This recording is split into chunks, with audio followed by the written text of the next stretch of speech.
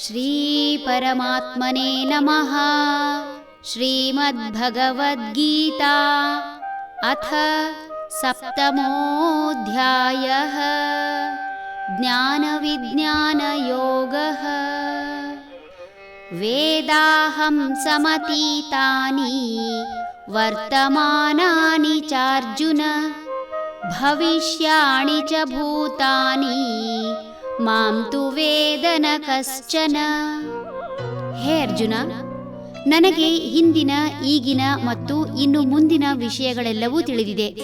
ಆದರೆ ನನ್ನನ್ನು ಯಾರೂ ತಿಳಿಯರು.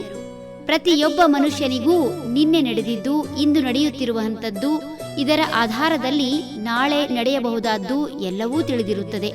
ಆದರೆ ತಮ್ಮ ಬಗ್ಗೆ ತಿಳಿದವರು ಇಲ್ಲ ಎಂದರೆ ತಪ್ಪಿಲ್ಲ. ಅದರಂತೆ ಭಗವಂತನನ್ನು ತಿಳಿದವರು ಹಾಗೂ ತಿಳಿಯಬೇಕೆನ್ನುವವರು ಕೆಲವರು ಮಾತ್ರ.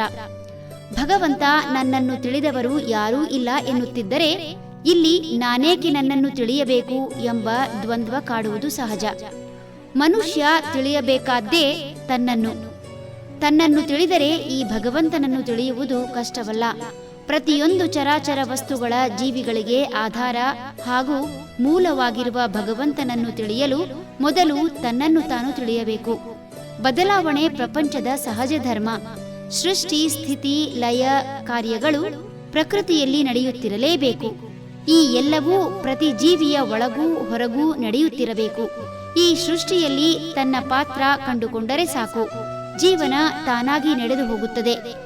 ಪಾತ್ರಧಾರಿ ತನ್ನ ಸರ್ವಸ್ವವನ್ನೂ ಸೂತ್ರಧಾರಿಗೆ ಅರ್ಪಿಸಿದರೆ ಆ ಭಗವಂತನನ್ನು ತಿಳಿಯುವ ಬೇರೆ ಮಾರ್ಗದ ಅವಶ್ಯಕತೆ ಬಾರದು. ಹರಿ ಓಂ.